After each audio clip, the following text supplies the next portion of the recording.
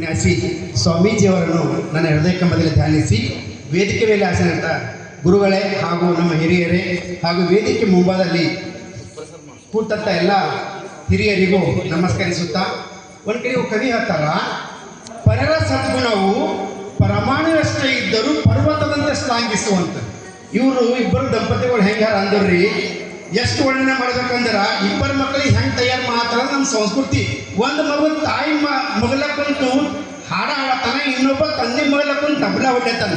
ಇಂಥ ಸಂಸ್ಕೃತಿ ಭಾಳ ಅಪರೂಪದ ಸಂಸ್ಕೃತಿ ಅದ. ಈಗ ಕನ್ನಡ ಸಾಹಿತ್ಯ ಸಾಮಾಜಿಕ ಸಂಸ್ಕೃತಿ ಇಲಾಖೆ ಟ್ರಸ್ಟ್ ಯಾವ ಕೆಲಸ ಮಾಡ್ಯಾರ. ಈಗ ನಮ್ಮ ಕೆಲಸ ಏನದ ಅಂತ ನಾವು ವಿಚಾರ ಮಾಡ್ಬೇಕ್ರಿ. ಗುರುಗಳು ಕಾರ್ಯಕ್ರಮ ಆತಾರ, ಅದರಂತ ಒಂದು ಇದು ಸಮಿತಿ ಅದ, ಎಲ್ಲ ಅದ. ನಮ್ಮ ಜವಾಬ್ದಾರಿ ಏನದ ಅಂದ್ರೆ ದಯಮಾಡಿ ವಾಲ್ಕೋಟಿ ಅಂತ ಅಣ್ಣೋರಿಗೆ ನಮ್ಮ ಮನ್ಯಾಗ ನಮ್ಮ ಮಕ್ಕಳು ಹುಟ್ಟಿದ ಹಬ್ಬಕ್ಕೆ, ನಮ್ಮ ತಾಯಿ ತಂದೆ ಮ್ಯಾರೇಜ್ ಆ್ಯನಿವರ್ಸರಿಗೆ, ನಮ್ಮ ತಂದೆ ತಾಯಿ ಹುಟ್ಟು ಹಬ್ಬಕ್ಕೆ ಅವ್ರಿಗೆ ಕರೆಸಿ ನಿಮ್ಮ ಓಣೆಯಲ್ಲಿ ಇದೇ ಥರ ಕುಂತು ಇಂಥ ಸಂಭ್ರಮ ಮಾಡ್ಬೋದಲ್ರಿ. ನಾವೆಲ್ಲ ಮಾಡ್ಬೋದಲ್ರಿ. ಇಲ್ಲಿ ಎರಡು ಅವ ರೀ. ಒಂದು, ನಿಮ್ಮ ಮುಂದಿನ ಪೀಳಿಗೆಗೆ ಸಂಸ್ಕೃತಿ ಸಿಗ್ತದ. ಅವರಿಗೆ ನಮ್ಮ ಜಿಲ್ಲೆ ಗಾಯಕರ್ರಿ, ನಮ್ಮ ಜಿಲ್ಲೆಯವ್ರಿ ಒಂದು ರಾಗಿ ಬೆಳೆದ ರೈತ ಹೆಮ್ಮೆಯಿಂದ ಗೊತ್ತಾ ನಾನು ಹೊಲದ ರಾಗಿ ಅದ ಅಂತೇಳಿ ನಮ್ಮಂತ ನಿಂತ ಮುತ್ತು ರತ್ನಗಳವ ನಾವು ಯಾರು ಈ ಕಡೆ ಕೇರೆ ಮಾಡ್ತೀವಿ. ನಮ್ಮ ತಪ್ಪದ ರೀ, ಇದು ನಮ್ಮ ತಪ್ಪದ. ಮುಂದಿನ ಎಲ್ಲರೂ ಸಾಫ್ಟ್ವೇರ್ ಇಂಜಿನಿಯರ್ ಆಗು, ನೌಕರಿ ಮಾಡು, ಮಷೀನ್ ಆಗು. ಏಟೊಂದು ಮಷೀನ್ ಆಯ್ತವ್ರಿ ಅವು. ನಿಮ್ಮ ಮಕ್ಕಳಿಗೆ ಕೊಡ್ತಿದ್ರಿ. ರಾಜ್ಕುಮಾರ್ ಬಂದ್ವಾಳಿ ದಂಪತಿಗಳು ನಾನು 100 ಸಲ ಕೊಡ್ತೀನಿ. ಯಾಕಂದ್ರೆ ಅವರು ತನ್ನ ಆಸೆ ಕೇಳಿದ ಮಕ್ಕಳು ಪ್ರತಿಭೆ ಗುರುತಿಸಿ ಅದಕ್ಕೆ ಪ್ರೋತ್ಸಾಹ ಮಾಡ್ತಾರಲ್ಲ.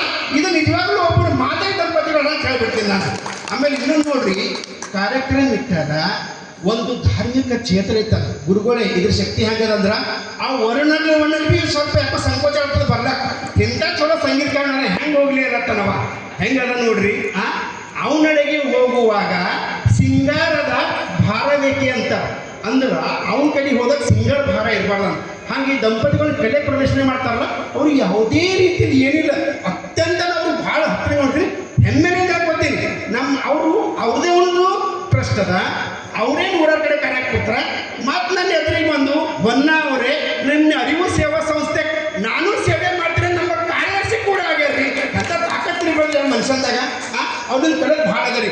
ಅದ ಕಡೆಯಿಂದ ಇದು ಭಾರಿ ಮಾಡ್ರಿ ಸರ್. ಹೋಳಿಗೆ ತುಪ್ಪ ಕತ್ರಿ ನಡ್ಬರ್ಕ್ ಭಜ್ಜಿ ಶಂಡಿಗೆ ನಮಗೆ ಬಿಟ್ಟತ್ತೀರಿ ಸ್ವಲ್ಪ ಬಾಯಿದಾಗ್ರಂತೇಳಿ ಬೆಸ್ಟ್ ಅಲ್ಲ. ಸಂಗೀತದಲ್ಲಿ ನಡ್ಬೇಕು ನಮ್ಮ ಹತ್ರ ಕೂಡತ್ತೀರಿ. ಅದಕ್ಕೆ ಯಾಕೋ ಭಾಷೆ ತಿಳಿಬೇಡ್ರಿ.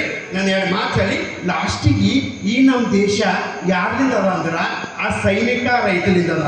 ಅವ್ರಿಗೆ ಜೈಕಾರ ಹಾಕಲ್ದೇನೆ ನಾವು ಪರಿಪೂರ್ಣ ಆಗಕ್ಕೆ ಸಾಧ್ಯನೇ ಇಲ್ರಿ. ಅವ್ರಿಬ್ಬರು ನೆನೆಸ್ಕೊಂಡು ಧರ್ಮ ಅದ ನಮಗೂ. ಅದ್ರ ಕಡೆಗೂ ಕೊನೆಯದಾಗಿ ನಾನು ಜೈ ಜವಾನ್ ಅಂತೀನಿ, ನೀವು ಜೈ ಕಿಸಾನ್ ಅನ್ರಿ. ನಾ ಜೈ ಕಿಸಾನ್ ಅಂತೀನಿ, ನೀವು ಜೈ ಜವಾನ್ ಅನ್ರಿ. ರೊಟ್ಟಿ ಉಂಡಂಗನ್ರಿ, ಮ್ಯಾಗಿ ತಿಂದಂಗೆ ಅನ್ಬೇಡ್ರಿ. ಯಾಕಂದ್ರೆ ಅವ್ರು ಹೆಮ್ಮೆ ಬರ್ಬೇಕು ಸೈನಿಕರಿ. ಅದ ಕಡೆ ಕೊನೆಯದಾಗಿ ಆ ರೈತಗ ಆ ಸೈನಿಕಗ ಒಂದು ಜೈಕಾರ ಹಾಕಿ ನಾ 2 ಮಾತು ಗುರುಗಳ ಪಾದ ಪುಷ್ಪಾಗಿ ಅವ್ರಿಗೆ ಅರ್ಪಣೆ ಮಾಡ್ತೀನಿ. ಹಾಗೂ ದತ್ತ ಮಾರು ಇಂಥ ಒಳ್ಳೆ ಈ ಮುಂದಿನ ಸಲ ನಾನು ಗುರುಗಳು ಬಂದು ಹೇಳಬೇಕು, ಹೊನ್ನವ್ರು ನೀವು ಮಾತಾಡಿಲ್ಲ. ವಾಲ್ದೊಡ್ಡಿ ಸರ್ ಅವರು ಸೊಸಿ ಮಗ ಕಲ್ತು ಅತ್ತಿ ಮಾವನ ಮ್ಯಾರೇಜ್ ಆನಿವರ್ಸರಿ ಜನಪದ ಸಂಗೀತ ಮೂಲಕ ಆಚರಣೆ ಮಾಡ್ರೆ ನನಗೊಂದು ಸುದ್ದಿ ಬಂತಲ್ಲ, ನನಗೆ ಭಾಳ ತೃಪ್ತಿ ಐತ್ರಿ. ಇದು ಬೇಕ್ರಿ. ಮಕ್ಕಳು ಬಾಯಿ ಕರೆದ್ರೆ ಫೇಯಿ ಗಮ್ಮು ಅಂತ ಹಾಡರಿ. ಫೇಯಿ ಕೊಲ್ಸೆ ಜೋಡಿ ಏನು ಹಾಡೋದು, ಫೇಯಿ ಕೊಲ್ಸೆ ಏನದ ಹಾಡು ಹಾಡ್ತಾನ, ಸಾಹಿತ್ಯನ ಎಂಥ ಸೌಂದರ್ಯ ನಮ್ಮ ಬೀದರದ. ಹೆಂಗೆ ನೋಡ್ರಿ, ಜನಪದ ಅಂದ್ರೆ PhD ಮಾಡಕ್ಕೆ ಬೇಕಾಗಿಲ್ರಿ. ನಮ್ದು ಯಾರೋ ಹೆಣ್ಮಕ್ಳು ಹೇಳ್ತಾರೆ, ಒಬ್ಬ ಹೆಣ್ಮಗಳು PhD ಮಾಡಿಲ್ಲ, ಎಲ್ಲೂ ಪ್ರಿಂಟ್ ಹಾಕಿಲ್ಲ, ಎಲ್ಲರೂ ಯಾತ್ರೆ ನಡೆದ್ರ ಅಂತ ತನ್ನ ಕಡೆ ದುಡ್ಡು ಇದ್ದದ್ರ ತನ್ನ ಕಡೆ ಹೆಂಗೆ ಸಮಾಧಾನ ಮಾಡ್ಕೊತಾಳೆ ಗೊತ್ತ್ರಿ. ಇಲ್ಲೊಬ್ಬ ಸಂಗೀತ ಭಾಳ ಶಕ್ತಿ ಅದ ರೀ.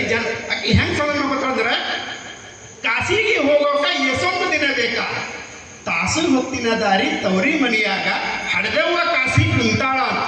ಎಷ್ಟು ನೋಡ್ರಿ ಹೆಂಗೆ ನೋಡ್ರಿ ಜನಪದ ತನಗೆ ತಾನು ಹೆಂಗೆ ಸಮಾಧಾನ ಮಾಡ್ಕೊತಾಳೆ ಅಂದ್ರೆ ಇಡೀ ವಿಶ್ವದ ದುಡ್ಡು ಏನು ಸಿಗ್ತಲ್ಲ ಅದೆಲ್ಲ ತಂದು ಜನಪದ ಗೀತದಾಗ ಸಮಾಧಾನ ಮಾಡೋಂಥ ಹಾಡವಲ್ರಿ. ಈ ಶಕ್ತಿ ಇರೋದು ಕೆಲಸ ಸಂಗೀತದ ಬರ್ರಿ, ಮತ್ತೆಲ್ವಿ ಇಲ್ಲ. ಅದ ಕಾರಣ ಹಿಂಗೆ ಮಾತ್ರ ಹಿಂಗೆ ವಿಷಯ ಹೋಗ್ತಾನೆ ಹೋಯ್ತು, ಅದಕ್ಕೆ ಮುಂದಕ್ಕೆ ಹೋಗ್ತದ. ಅದಕ್ಕೆ ಕೊನೆಯದಾಗಿ ಈ ರೈತಗ ಸೈನಿಕ ಜೈಕಾರ ಹಾಕಿ ನಾನು ಮಾತು ಮುಗಿಸ್ತೀನಿ. ಜೈ ಜೈ ಜೈ.